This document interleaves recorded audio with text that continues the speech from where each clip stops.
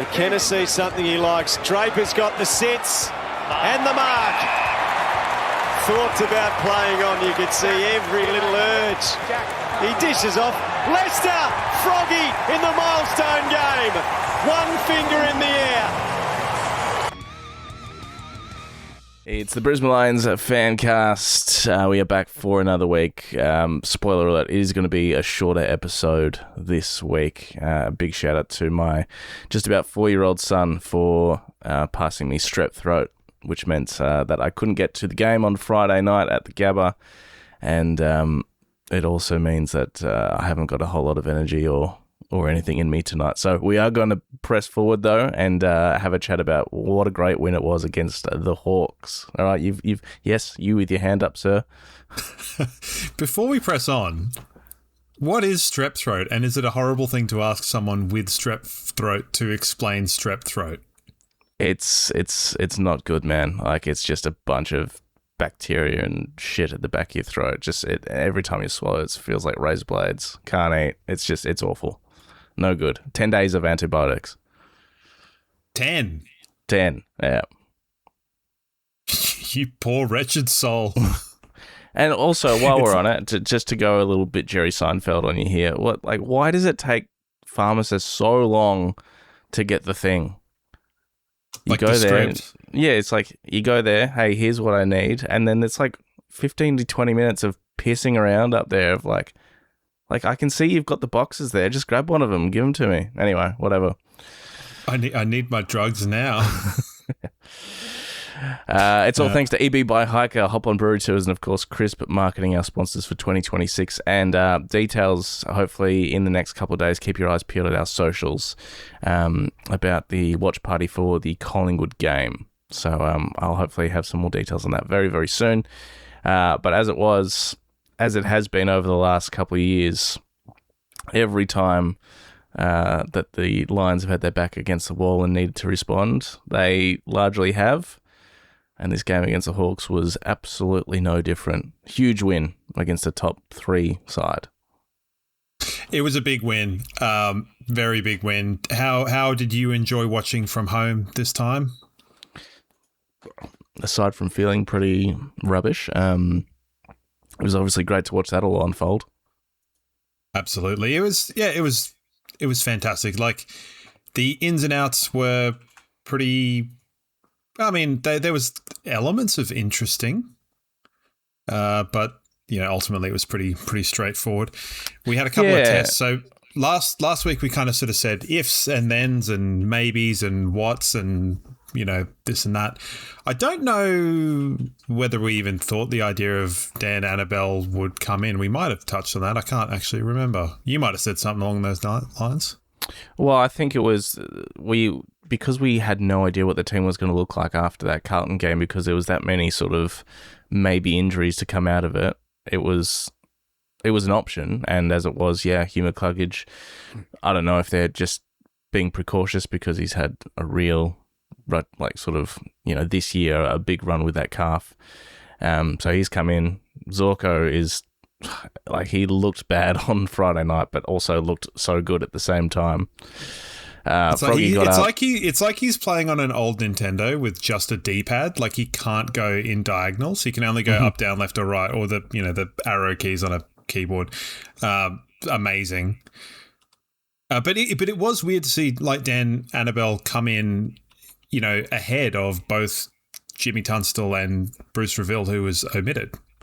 Yeah, that was probably the strangest one, because I guess after that game against Carlton, if you're going to drop one, drop them all, because they were all as bad as each other. I don't think that Bruce was particularly bad. And I thought even Bruce was quite good in the first half, and then, wasn't. Like everyone else. And I don't know if it's got to do with the fact that he's obviously got a young kid and maybe he just needs a bit of family time. Whatever. All I know is that we played fucking awesome.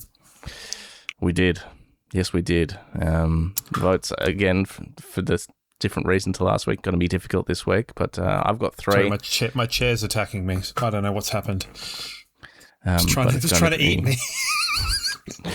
I think, the game started, like, you could tell the pressure was on, which was obviously the first thing we look for. And there's that famous stat that rolled around earlier on in the year, if our pressure's above, X amount in the first 15 minutes and we go on to win. But I think especially after last week, we were really looking for a response in that area. Still getting it out of the middle a little bit easy, Hawthorn were. And I guess whilst our pressure was up and we had large control of the game, and it was in our forward 50 a lot, we just couldn't seem to put it on the scoreboard. And then Gunston kicks a goal, and it was a real arm wrestle for that first, quarter. It was. The lead up to the game was quite interesting. You had a panel of Gary Lyon, Brownie, T. Hawkins, and Jordan Lewis. And I tell you what, Gary Lyon had and has a hell of a lot to say about winning a premiership for a bloke that's never won one, particularly sitting next to three guys with, I think, 10 between them, who was he was saying, with this defensive profile, they can't do it. And the other three are like, it's a long season, man. Like, they're peaking at the right time and they could be fine. So, yeah. It's interesting because I don't know if you heard Jimmy Bartell and Matthew Lloyd. I can't remember if it was Matthew Lloyd or James Hurd say the same thing. It's sort of like, there's an attitude of, we'll just switch it on when we need to. And they, Jimmy Bartell said Geelong had that attitude in 2008. It obviously didn't work out for them that year. That and woeful kicking. And but they were table toppers and massive favourites. It's not as if if anything, they turned it off in that grand final, right? Like, and I think you're only ever going to hear about the times when teams had this ability to flick the switch on and off. But I mean, if you look at it, we've dropped one game horribly in the past 9. Yeah. And that's the best record in the league. And we had such an anomaly in terms of personnel in and out and issues with pressure and, all of those things, issues with desire, issues with, X, Y, and Z, Q, whatever the hell. And you get to the end of the season and we're in a position and our defensive profile stands up in the past 2 or 3 months. So it's kind of like, yes, it's a statistical anomaly, but it's also not because it's based on what's most recent. So I don't know. I made a bold statement. I said, I was ripping on you again. I said, look, 17th for tackles in the home and away season and number 1 for tackles in finals. It's like, and we can turn the switch on and off, and it doesn't mean that it won't happen every time, but it can happen every time, and that's what would scare teams for sure. But ultimately, you're looking for that pressure. I just thought it was funny. Gary Lyon is so, I guess, detached from the realities of football whilst being so involved in them. I guess, and maybe it's a big Fox footy thing is they just lean so heavy into numbers and stats. Like they just lean so heavy into them and they rely on them to tell them everything. Which is, and we've talked about this before, and I know you don't want to talk about it strep throat, so I'll deal with the heavy lifting here. But the average person watching football these days doesn't need that because they have the ability to find the numbers. And a lot of people that watch football are invested in that sort of thing.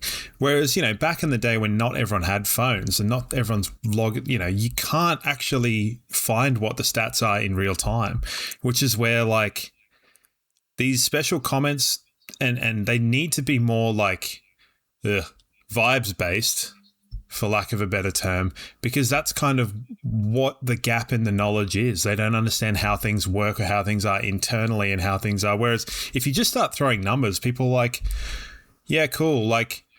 They have a lot of ranking points, so they have a lot of but you can see that, and it doesn't need to be told to you. And I think that's where you have situations where guys like Dacos get rammed down your throat because all of the superlatives just get backed up by the numbers and people switch off. But let's not worry too much about that. I could go on for a while, obviously. Now, Jared Berry's 200th and your man Froggeth the Leicester with his 250th. We everyone's man Froggy Leicester.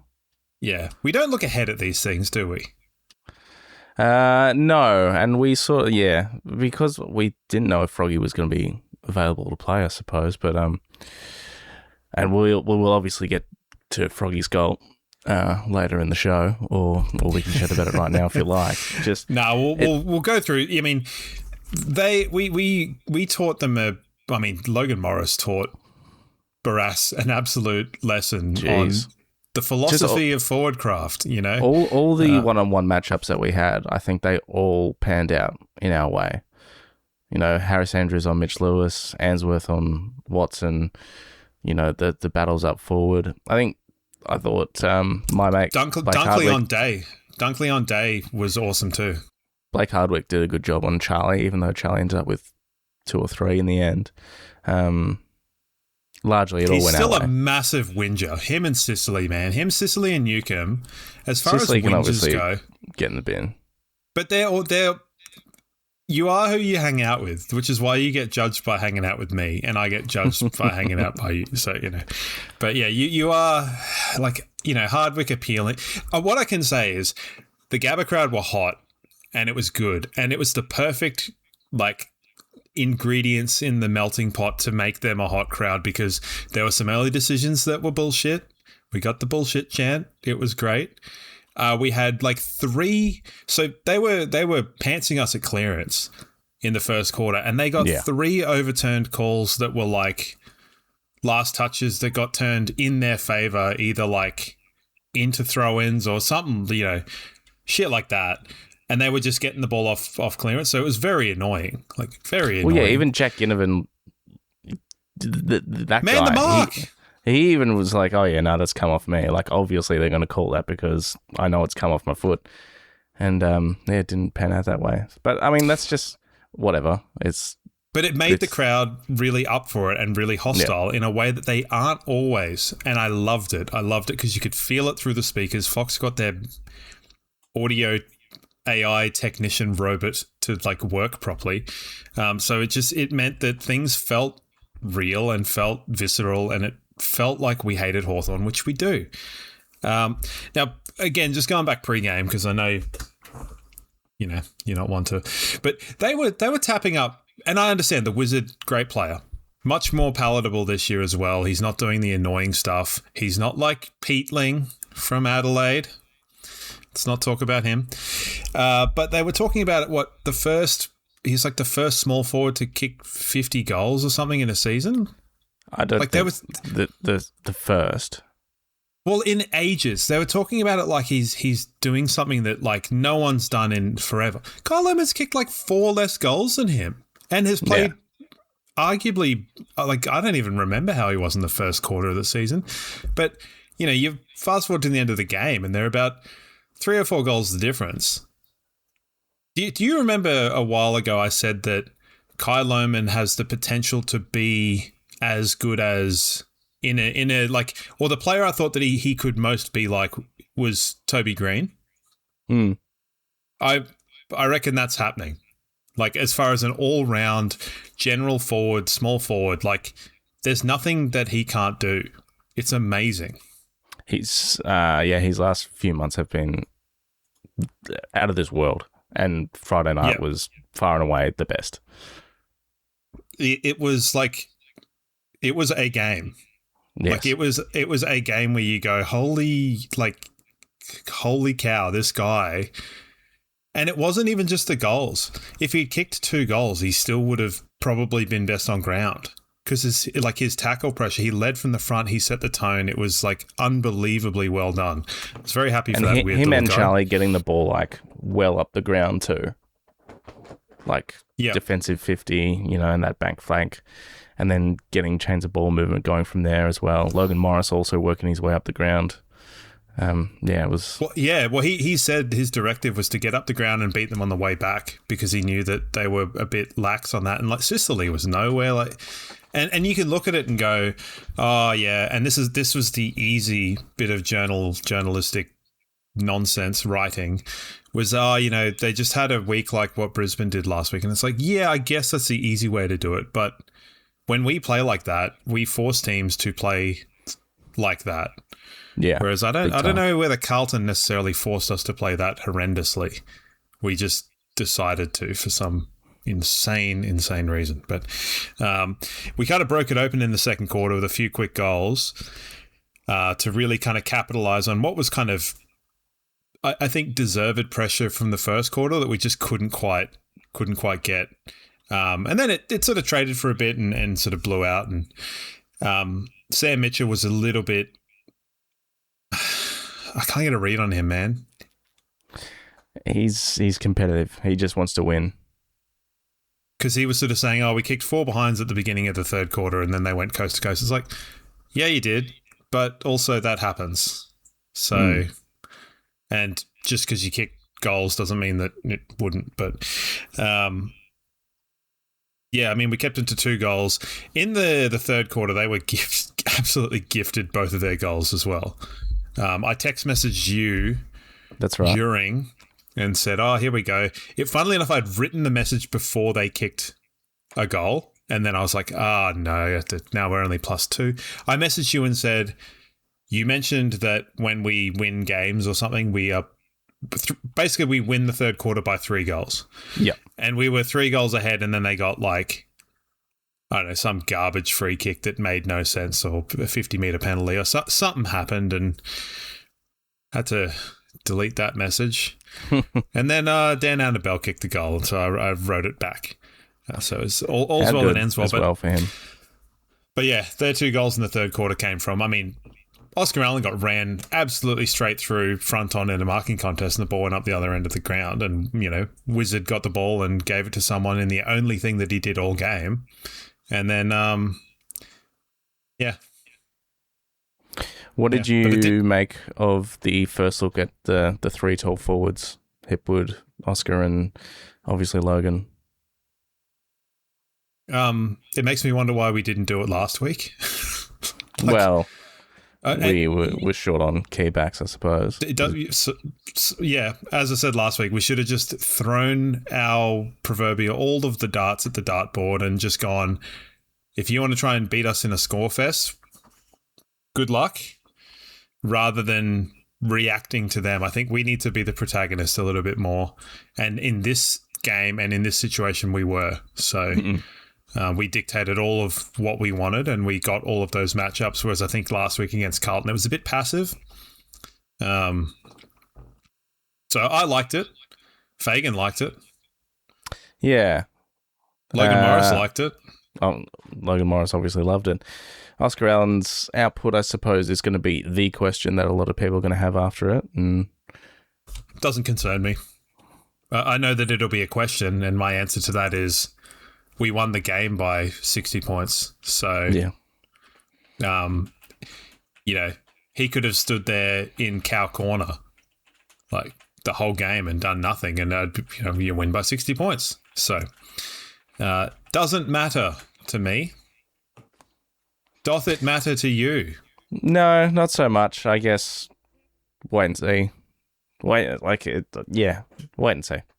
If it means that Logan Morris is kicking 4, almost 5 goals a game, then fine, whatever. Eric Hipwood's just draining them from the centre square, fine. Kai Lohmann kicking 5, fine. With 3 on his left, by the way. Yeah, I know, and it's hard to pick which ones were the best of those ones, because I really like that one where he comes back in through traffic, particularly after D'Ambrosio kicked a goal where he sort of just ghosted through it. It was like D'Ambrosio's goal was like, that's a good looking goal. Like he just cut through like a knife through butter, and then Lohmann did the same thing but better. But just because it was a slightly like behind camera, you didn't get the sort of like it was the background and the foreground of a Nintendo, like Super Nintendo game going past each other. That's a very strange comparison to make, but I've made it now. So yeah, it was all we arrested the clearance numbers as well. Sort of, I think early on in the second quarter, and there was sort of really only one 5-minute spell that might have been in the third quarter where we lost a little bit of control. Nothing was really sticking up forward, but ultimately it didn't matter. No, it didn't. The other good matchup, of course, was Dizzy on Jack Gunston. And Jack Gunston was obviously... we bookended the game, the bastard. Yeah. He bookended the game and got one that he probably shouldn't have got because I thought it was a spoil, but that's just me, I guess. Gardner's amazing. Just his ability to plug in that like fuse into the fuse box and watch it go. Yeah, how many players are really like that? Probably heaps, but he's ours. So, yeah, loved to see him back. And it just gives that little bit of security. Will Ty Gallop get back in the team? Yes. I think so, but... Yes, he will. But, then you got to drop poor Dizzy Gardner. So, it's a hard one. Yeah. Sam Draper's, I guess, to have that in his mind as someone that is new to the club to dish the ball off to Froggy Lester, like that says all you really need to know about the bloke that everyone loves on his 250th game. Like, you could see him just sort of slowly walking in from the 50. And, Sam Draper could have very easily just gone back and, not knowing a huge amount about Sam Draper the man, but I guess you thought he might have. And then when you see him floating at the top of the screen, I'm like, come on, dish it off. And then he did. So that was great. Yeah, I think he probably got a jump scare from Lester being there. He's sitting there and he's, oh shit, what's he doing here? Better give him the ball. And that was good. Hard to. I think it'll be something that will just get better the longer that it exists. Yeah, well, it looks like him and Zorko are probably going to stick around for another year at least, which is good. Yeah, it's funny that because Lester's quite a bit younger than Zorko, right? I don't know that he's quite a bit younger, but yes. I can't remember if he's exactly my age or a year older or a year younger than me. 33 years. So he's 4 years younger than Zorko. Yeah. He's a year younger than me to the day. So, hey, he could go around for 3 more years. Touch ease in, why wouldn't you? Well, yeah. When 3 1-year contracts, by the way. Just give him a 3-year contract. No, that's not how it works. Give him a 3-year contract. I tell you what, his pickup at halfback, that he was sort of going down, falling down. Getting shoved in the back. It's almost like he picked the ball up but used it as a prop to then regain his center of balance and then just sort of dish the ball out was really good. It's really hard to look at. I mean, it's hard to do votes last week, hard to do votes this week, kind of. Someone that I think deserves a vote is going to miss out from me, so I'm hoping that you're going to pick up the slack there, but I guess we'll wait and see. Good luck. Probably not. But I think, we didn't really have any passengers. Hipwood was good. His hands looked better. Man, he kicked that ball a long bloody way. And, McKenna on MP was really good. Like, McKenna on MP was amazing. Yeah. Yeah, big time. He just, all of the matchups completely nailed him. So, good for us. And Lachie Neale, 8 tackles in the first half. Not bad. I assumed he was trying to get a quadruple double just so that before he fucks off to Collingwood, he, takes something from us on the way out. But, not to be. It's only for Josh Dunkley's and Noah Answorth in the twos. But, should we do some votes? Yeah, let's get to some votes. Thanks to hopandbrewtours.com.au. Book yourself a half for a full day tour right now. For me, 1 to Will Ashcroft, who's just having a generational run at the moment. 2 to Harris and 3 to Kai Lohmann. So Logan Morris, stiff to miss out. Noah Answorth, stiff to miss out. Yeah, Logan Morris is going to miss out. He's missing out because I'm giving 1 to McKenna, 2 to Will Ashcroft, and 3 to Lohmann. Harris, unlucky to miss out too. But I just think that Mitch Lewis is such a Burke that, Harris just was sort of having free time like it did.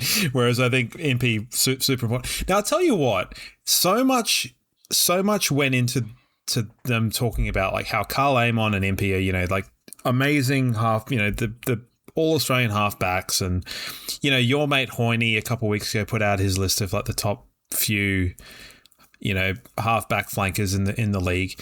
Now, Wilmot is nowhere to be seen in any of these conversations.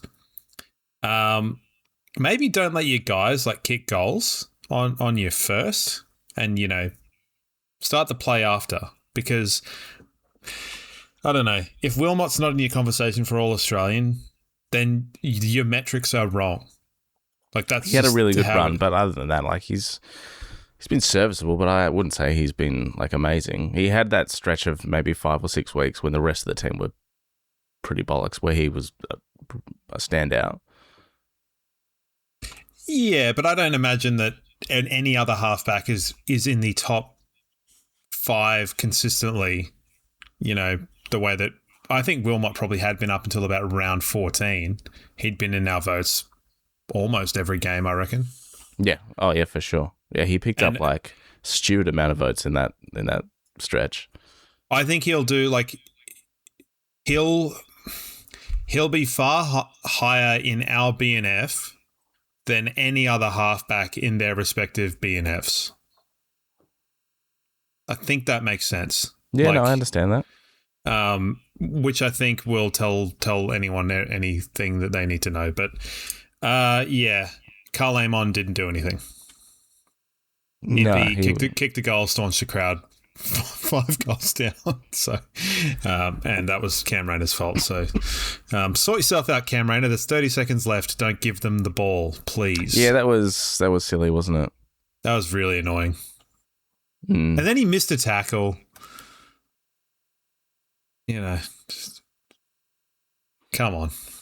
Oh, whatever. That was the game. Levi was pretty good. If the Ashcrofts are kick straight, holy shit. Yeah, I know. And yes. I thought Fort competed really well, better than in some other games. Yeah. I don't know, that ruck duo has been a bit hit and miss lately. Well, I think it's overall working, and I don't know whether the ruckman is necessarily down to losing clearance. So, but we'll wait and see, you poor little sickly guy. The Twos also had a massive win, which was very surprising, if I'm perfectly honest, considering ladder positions of both these two teams. Beating Southport by 98 points. Link McCarthy, very, very good. Zach Kostelski, very, very good. Marshall, again, good. Beacon, again, good. Sam Tilley is making a bit of a name for himself as well at the moment. So, huge win for the Twos. Yeah, I didn't see much or any of that, but I did have a look. I was just seeing what the Man Mountain captain of Southport was doing, and not much was the answer. Can't remember his name off the top of my head, but that guy with the massive chops. So, it's good to have them there. Good to have them playing better, and we've kind of been waiting for it the whole year. They're Cody now Curtin, missing very few. Big as well. Yeah, but all in all, they're there to supplement, and hopefully they supplement. Bruce Reville seemed to have a okay day, Yeah. And Tunstall went off and then came back on, so I think that was kind of the only sighter. So really, the only ones on the injury list are just Payne and Smith, with Coleman coming back from concussion this week. Where he will come back to, who knows? Yeah, it depends on what's going on. Like, Zorko's legs are just giving him all sorts of grief at the moment, aren't they? Well, it almost seems like it's been described as like phantom cramping. Like he's almost like hypersensitive to it and being like, oh no, I've got a squirrel in my hamstring. It's like, yeah, well, you do. He's gnawing away at you. But there's nothing there. So, because I heard that they sent him for scans kind of baselessly, and they were like, you're fine. So yeah, right. Maybe he's just going to turn into a massive hypochondriac later in life. Yeah, possibly. But who knows? He's a very strange person and a strange footballer. And he's like getting older every time you see him. Like it's a funny guy. So any changes do you see happening? The only thing I can see is if Hugh is sort of right to go, then he comes in for Annabelle. I think that's the one. With, potential for Zorko and Coleman if Zorko's not up. Yeah. And they're really the only. And the thing is, you're in a bit of a luxury position. This week coming up is Gallup's last of suspension. Yeah, he's going to be back for the Collingwood game. Cool. Yeah, I don't think they should be changing too much unnecessarily. No, I wouldn't have thought so. Our opponents. Yeah. Finally, the Gold Coast got a win today. I was pretty happy with that, to be honest. Get their win out of the way. Every loss just sort of mounts the pressure on the next opponent that they come up against. Yeah, well, I mean, there's been a lot of talk because, in the Discord particularly, we're keeping track of quite a lot of these games and keeping a lot of track of our opponents and the kind of race to... Quickly, huge shout out to Richmond for keeping it tight with Adelaide, by the way. Yeah, but a huge shout out not to the umpires that absolutely borderline rigged. I sat through that game and I was more annoyed watching that game than I was watching the Carlton game against Brisbane. Sure. Which says a lot. That was kind of like okay, you got me. Whereas this Richmond game, it was 2 50-metre penalties, I want to say a swing of 7 free kicks that went Adelaide's way in that last quarter. It was borderline the worst umpired quarter I've seen this year. It was unbelievable. And it was absolutely pissing down with rain. And yeah, they were just holding the ball was not officiated equitably at all. Richmond deserved to win that game 100%, and Adelaide are fucking lucky. Well, we're also the beneficiaries of it, and I think Adelaide's got Freo next week as well, who will be wanting to get back on the winners list. So, as we said last week, we're just going to win out from here. So we're just going to keep doing that. Yep. Yeah, Q Clash next week as well. The Gabba Saturday afternoon. Yes, so my mantra with all of these other games, I was glad that Melbourne beat Fremantle just to give them a slight kick in the nuts before they have to play Adelaide this week. So that was a pretty good game. I didn't see all of it, but Harry Sharp having the season I thought he would have in 2024, but he's having it this year. So good to see him playing well. And Stephen King is a likable coach. He is, isn't he? He's way taller than I thought he would be, which I know was a ruckman, but I just... Yes. When you have people that are bald and weren't bald, Sure. You can't always be I know Nigel Smart wasn't always bald, but, Eagleton was always bald. How many times can I bring Eagleton up on this podcast randomly? The answer, 3 times, probably. I was happy for that because I just think Freo are a bit of a weird one where I think they need to try and win as many games because they're riding the wave. They can't be affording to lose. They can't afford to lose games heading into finals because I think that'll spook them. So they need to put Adelaide to the sword. But all favours aside, if we don't win our games and we don't do our job, we don't deserve any favours from the rest of the competition. So we just need to get in, do our thing, and get the fuck out. Basically, yes.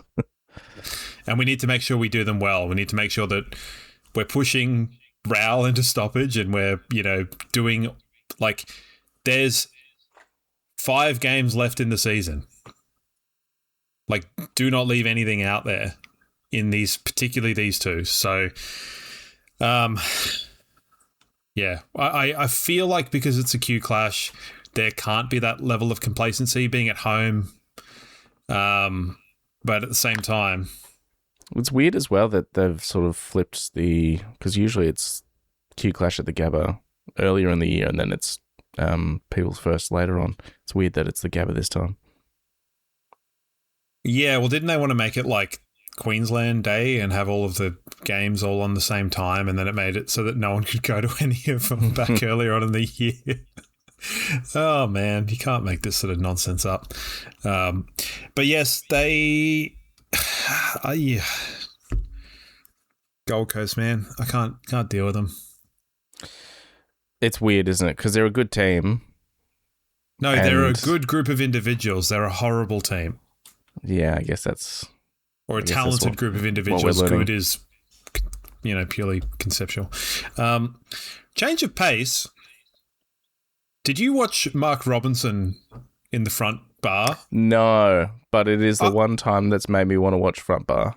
Front bar's great. Like, front bar's fine. If the guest is good. I skipped Pendlebury because I didn't care what he had to say. Like, what's he got? But Mark Robinson was great. Definitely had his back up for the first probably 5 to 10 minutes before he realised that the people were actually kind of revering him rather than slighting him. But no, I rate the front bar for if there's a person on there that you like, it's a good watch because I guess the front bar is kind of what I mean. It's nothing like the bounce. It's just And I don't know. Just Andy Marr. I can't cop Andy Marr. Andy Marr wasn't on the episode, so well, even better. It was just Malloy and Sam Pang and some other guy that I didn't know who was, but probably everyone will, and it's just me sitting in this like hovel that I don't know anything about the world these days. So Andy Marr's all right. No, I can't cop Andy Marr. Does my head in. How come? Does your head in, okay. Yeah, I don't know. There's something about him. He's weird, bogan drawl. I don't know. He's just not my cup of tea. Just the way he... sorry that you've got the slightly more educated bogan drawl going on. Yeah, left it all on Jim Boomba. Did you make it to Jim Boomba or did you not because of strep?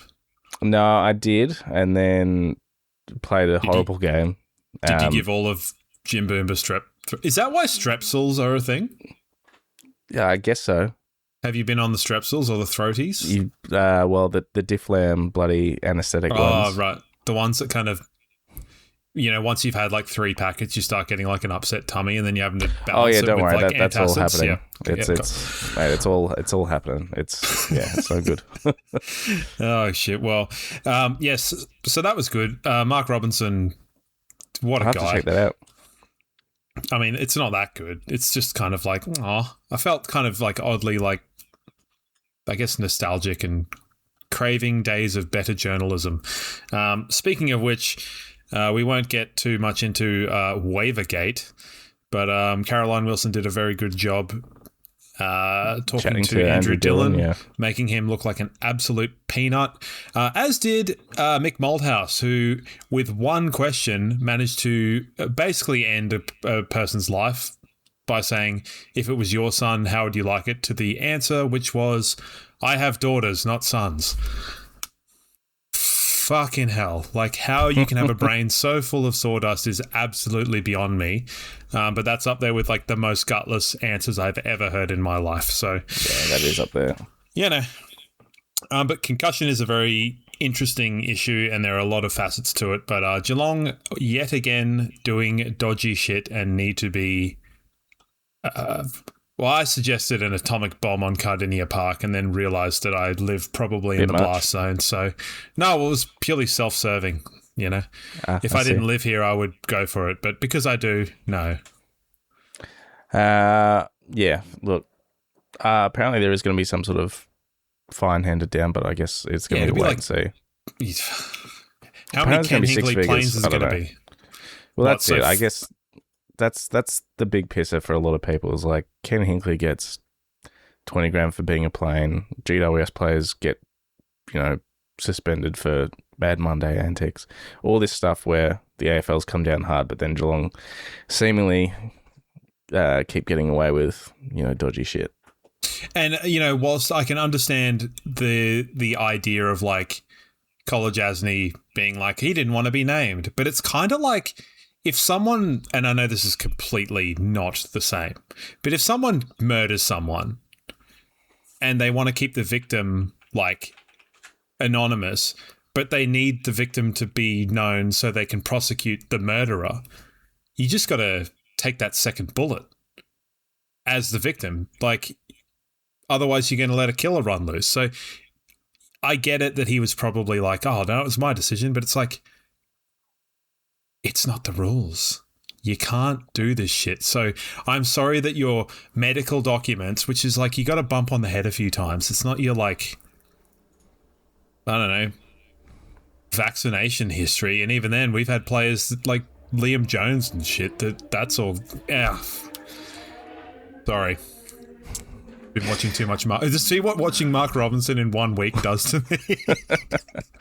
While we're still talking about football / non-football things, we didn't talk about it last week. Lachie Neale going to Collingwood the day before the game last week. Pathetic.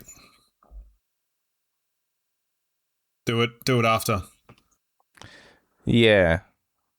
Do it on your day off. I suppose it probably kind of was his day. I guess I don't really care all that much. Nah. Also, why do you need to do it? Yeah, that's probably the big one. I think, I don't know, it just seems to the point where it's like this all could have been and should have been done with a little bit of respect each way. And I think it's, I don't know, if all this little shit keeps happening, it's going to turn into a bit of a nasty breakup, which would be sad. He's already had one this year. Yeah.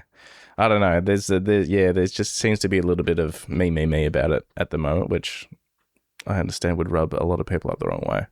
Mm-hmm. But I don't know. Yeah. As long as you're sort of there playing good footy, which he is, and all in on,